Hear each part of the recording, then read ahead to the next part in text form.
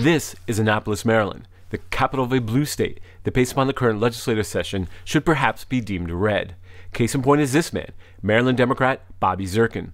Today I tried to interview the powerful chairman of the Senate Judiciary Committee, but how he responded during our short encounter is illustrative of how the Democrats talk reform, but often act differently when it comes to governing.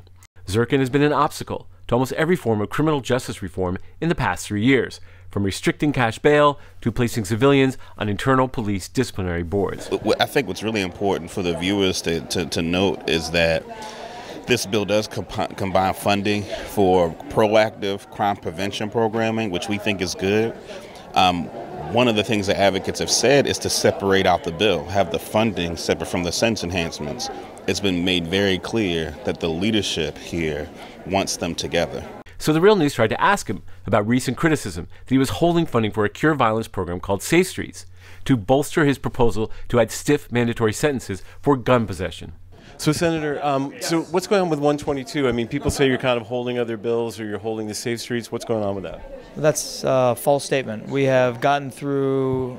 When you say people, like what? Well, advocates. Before you ask a question, Okay, sure. Let me ask you a question. Go ahead. Shouldn't you be forced to say like who that is? Like, what is your question? No, I'm sorry. I was holding. Do you want to ask about the substance? Because I got to go do a substantive bill right now. What I'm focused on is the substance of every piece of legislation that's down here, as you should be. But what about 122? I mean, are you going to hold up the Safe Streets if people don't vote for the mandatory sentences and the other aspects of it? And he seemed reluctant to talk, to say the least. That's a strange question. We don't have the bill on Safe Streets. The Safe Streets is in that bill, so I don't have any bill that's related to Safe Streets in our committee.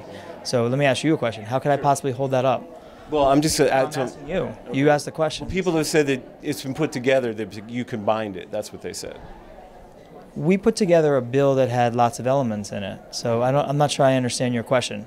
Zirkin didn't want to discuss the details, even though critical funding for a reform-oriented program like Safe Streets hangs in the balance. But our conversation, or lack of one with Zirkin, is illustrative of just how difficult it is to make progress in the state capitol when it comes to reform. This session, The Real News has been chronicling a variety of reform proposals, all of which failed to even come up for a vote, including creating safe spaces where heroin users can safely take drugs without threat of arrest. What happened this year? You know, there was a lot of hope for this, especially with the opioid crisis. What happened? Unfortunately, the bills didn't pass, but I've been putting them in for the last 3 years. There's plenty of evidence-based reports that these things work, and even in the bill hearings that we have had, I asked the Baltimore County State's Attorney and Baltimore City police officers how much of crime is drug-related, and their answers were 90%. So you have 90% of crime related to drug use, which is why we ought to attack the drug use issue head-on from a public health point of view.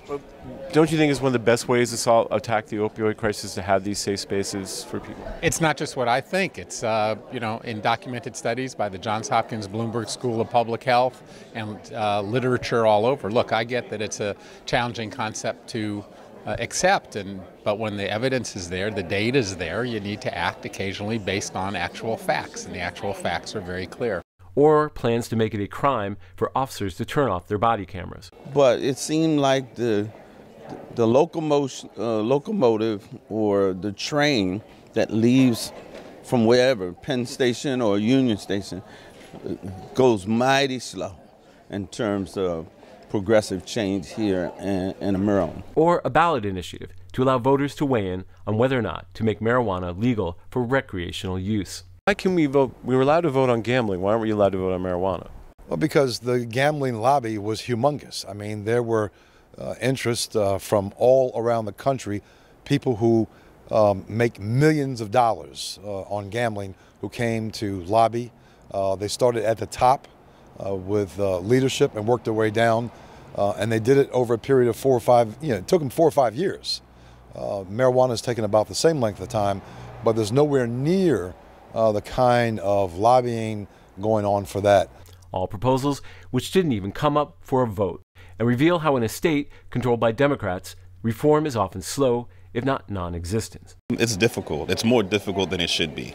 I mean, like you mentioned last year, we were able to prevail on bail reform, but it took a lot of effort. And for a state that proclaims to be so progressive and so blue, shouldn't be this hard. A story of a divide between politics and policy, The Real News will continue to follow, to hold politicians in Maryland and across the country accountable. This is Stephen Janis and Taya Graham reporting for the Real News Network in Annapolis, Maryland.